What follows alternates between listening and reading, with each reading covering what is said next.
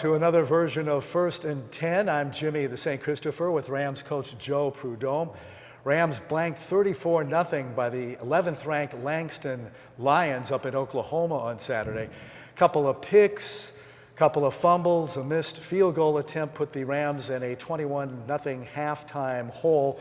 Coach, how correctable are those early mistakes? They're real correctable. I mean, you take away the turnovers, it's a lot different ball game. I mean, just that alone, take that away, the ball game looks a lot different.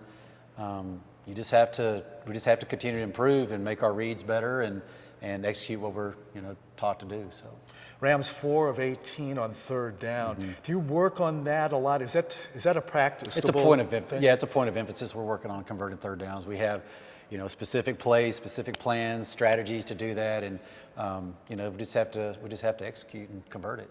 Almost 4 more minutes time of possession, which I call top. Is that important? Is that an important stat? It is important as long as you score. Because if you keep the ball and don't score, then it hurts you. But we just have to find a way to score and put points on the board and help the defense out. They had an average field position, I believe, of 40 from the 40-yard line. Now, is that on the offense or is that on the special teams to pin them back with punts? It's kind of a combination. Primarily, I would say the special teams had a pretty good day. I guess the offense didn't move the ball well enough, and we really had one breakdown on special teams on a kickoff return. Other than that, it was pretty solid outing for special teams. Last week, off the air, we talked about the kids, young team that you guys have, no seniors. It takes a kid to get used to the routine of being away from high school and being, on a college campus. And how long does it take usually for that?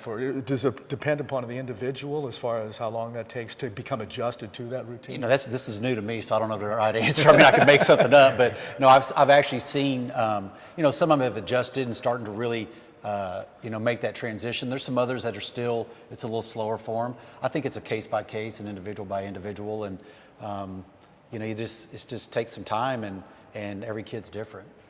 You had a couple new runners, Brandon Reeves. Well, not new runners, but Blake Sanyeo had some carries last week. How did they do in the running game? I thought they did pretty well.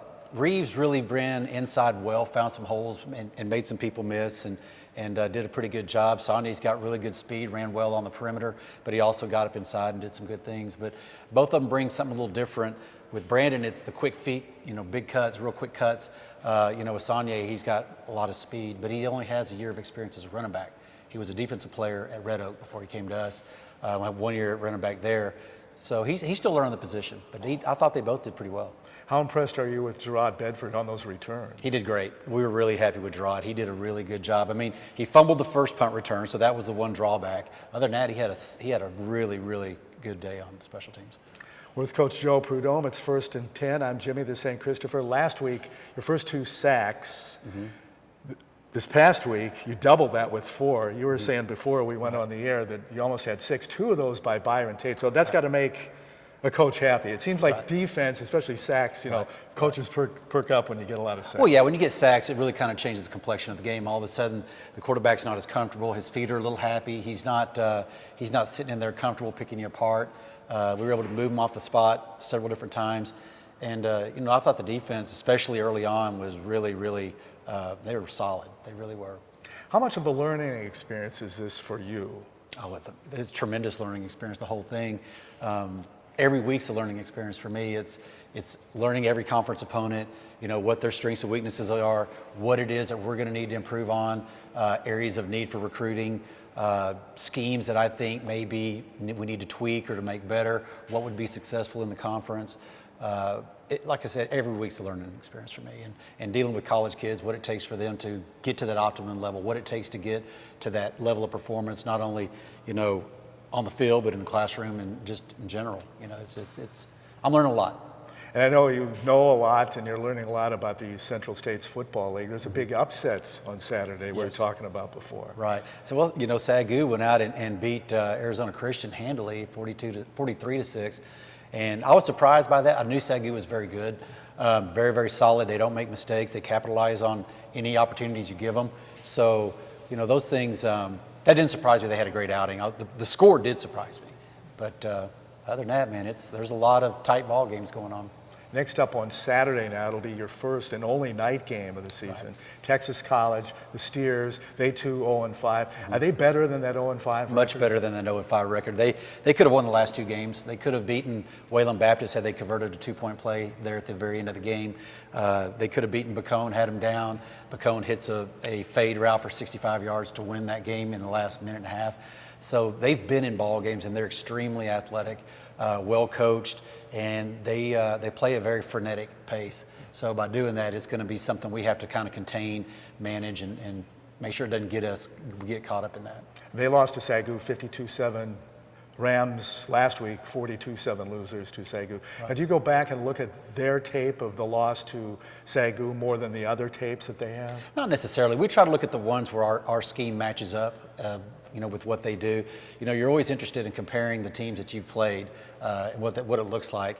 But other than that, you just try to find what scheme fits closest and pick out tendencies, pick out what you can do well, try to find the areas you think you can exploit, and just try to get something real consistent game plan that we can execute. As we said, it's your first and only night game of the season. Are you going to be flashing back to the Nolan Catholic days? Because for the last, couple decades you've been playing at night under the lights? A little bit. A night games always kind of get you jazzed up too. I really like the day games, but the night games jazz you up too. But I'm from Tyler originally. And being back at Rose Stadium, I played for Tyler Junior College. So that was the last time I was there. So you're talking about late 80s is the last time I've actually played or coached in that stadium. So it'll be a homecoming of sorts. It really will. But playing a night game, I think our guys, they're excited about that. Are they going to be rolling out a red carpet for you? Who knows? I don't know. I got a lot of friends there, but we'll just have to wait and see. I've got an old friend of mine that's going to cater the after game meal. So it'll be good to see some familiar faces. Hopefully you'll get the victory, and that'll make it even more sweet, going home to Tyler. Yeah, we won't even have to drive on the bus. We'll just fly home. We'll be floating on home. So, I think that we got a shot. We're still improving.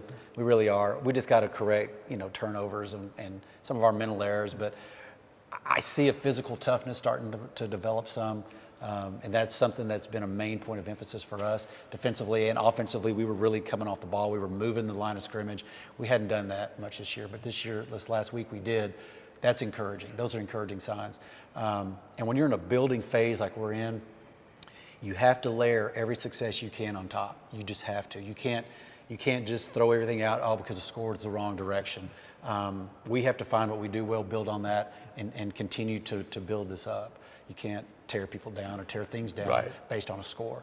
You're going in and playing the 11th ranked team in the country, and when they take their helmets off and we take our helmets off at the end of the game, it looks a lot different.